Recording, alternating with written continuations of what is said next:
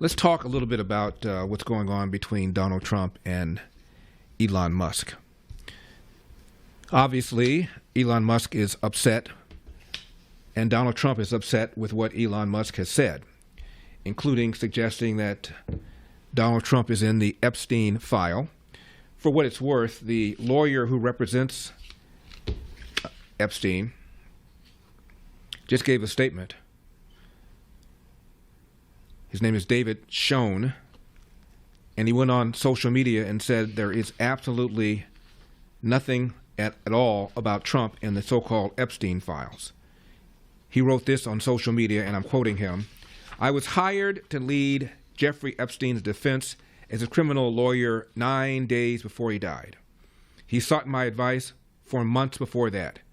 I can say authoritatively, unequivocally, and definitively that he had no information to hurt President Trump. I specifically asked him," end of quote.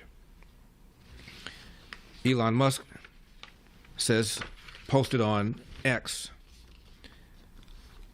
"Time to drop the really big bomb.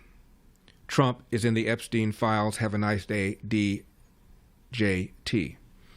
He recently posted something on X suggesting that maybe they ought to kiss and make up. Not sure what mood Trump is in right now, but can we just keep our eye on the prize? To borrow a famous expression, the prize is a Donald Trump agenda. The prize is the mega agenda. The prize is to get the economy roaring. The prize is drill, baby, drill. The prize is to close the border, which has essentially been achieved, and to get rid of the violent illegal aliens first. And as Tom Homan said, if you're in the country illegally, you are on the table. The prize is to get rid of this cancer, this poison of DEI that's infused the government since Barack Obama signed an executive order promoting DEI in government. And Joe Biden, no doubt the administration being run by expatriates from the Obama-Biden administration, infused DEI in every single facet of the government. The prize is to go after universities that are openly tolerating anti-Semitism against Jewish students and Jewish teachers. The prize is to hopefully get tariffs down with our trading partners and with China, and get China to stop abusing the process, stop stealing intellectual property rather, and technology. The prize is to do something about the threat of Iran. Iran is this close to getting a nuclear bomb, and everybody knows it. The prize is to allow Israel to do what it needs to do to defuse the threat posed by Hamas in Gaza. The prize is to hopefully deter China from invading Taiwan. Some authorities say that they're on the brink of doing so. Others believe that because of the pressure that Donald Trump is putting on China with these tariffs, China is being hurt far more than we're being hurt. And there is some speculation that the Chinese government might even collapse. I don't know.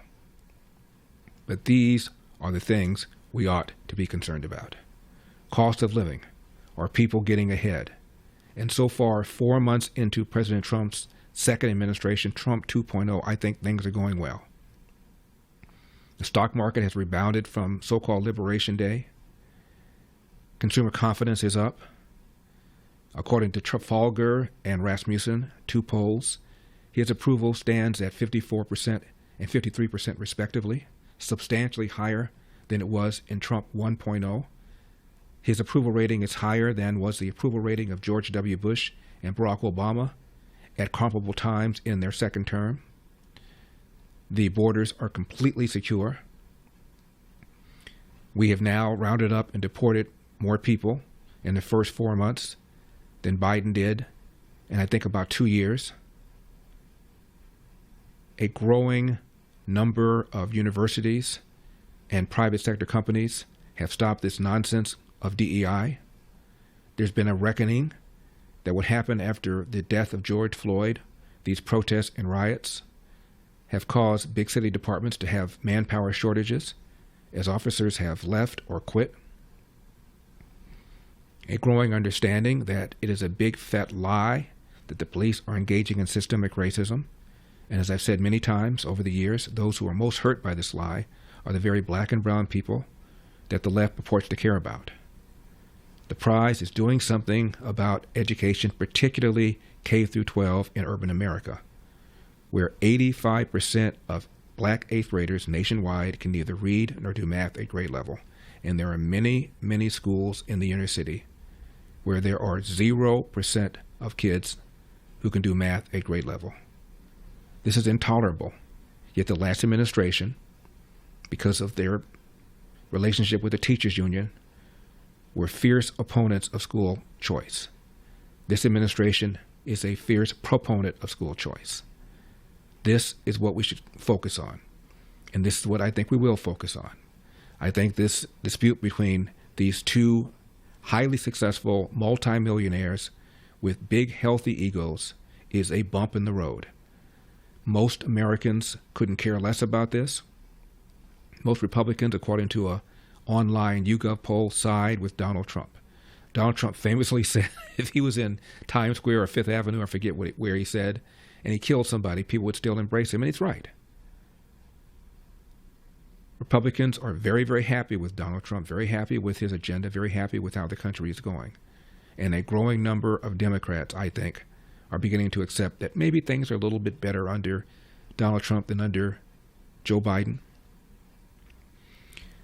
So, for all the people who are cheering over this, I was listening to CNN last night so that you don't have to, and they are just loving it.